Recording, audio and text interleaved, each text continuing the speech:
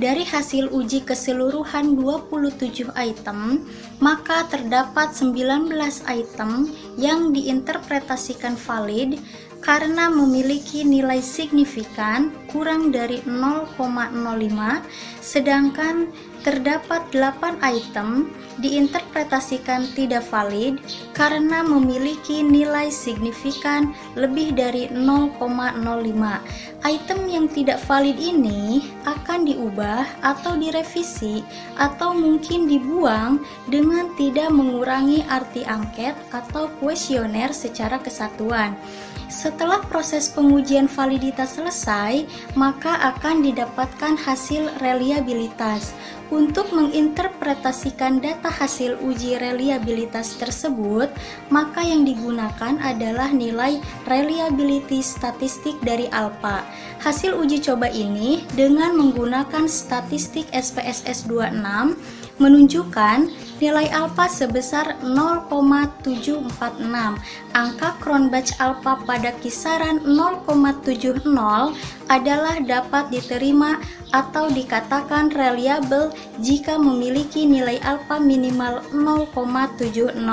Dengan demikian, kuesioner tersebut reliable karena mempunyai nilai alpha lebih dari 0,70, yakni sebesar 0,746.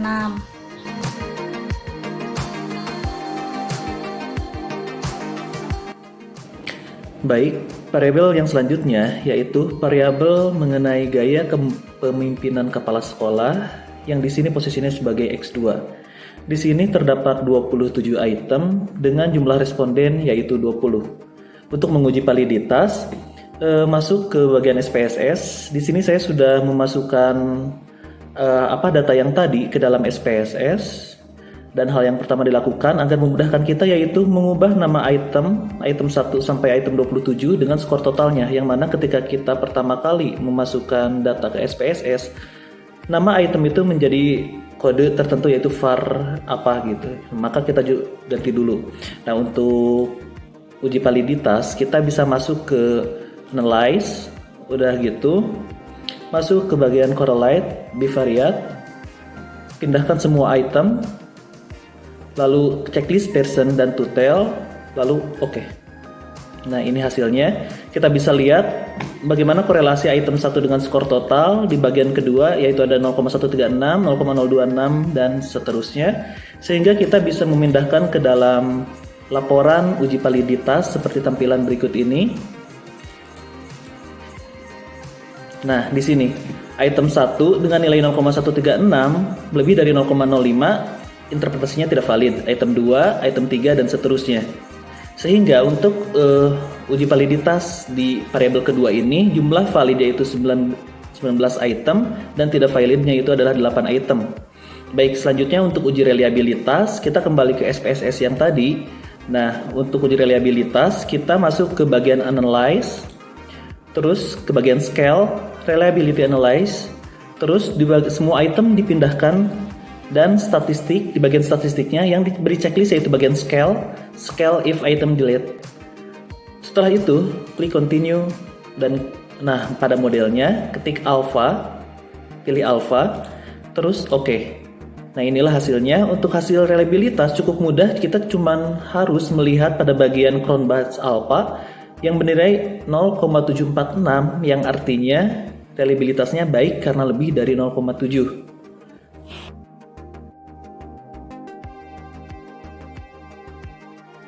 Dari hasil uji validitas, dari 20 item terdapat 20 item valid karena memiliki nilai signifikan kurang dari 0,05 dan terdapat 7 item tidak valid karena memiliki nilai signifikan lebih dari 0,05. Item yang tidak valid akan diubah dan direvisi atau dibuang dengan tidak mengurangi arti angket kuesioner secara kesatuan. Setelah selesai pengujian validitas, maka akan didapatkan hasil reliabilitas. Untuk mendapatkan hasil uji reliabilitas, maka menggunakan SPSS 26. Untuk menginterpretasikan data hasil uji reliabilitas ini, ini, maka digunakanlah nilai reliability statistik dari alpha. Nah, hasil uji coba ini menunjukkan nilai alpha sebesar 0,716. Angka Cronbach alpha 0,70 adalah dapat diterima. Di atas 0,80 baik atau dikatakan reliable jika memiliki alpha minimal 0,7. Dengan demikian, kuesioner tersebut reliable karena mempunyai nilai alpha lebih dari 0,70.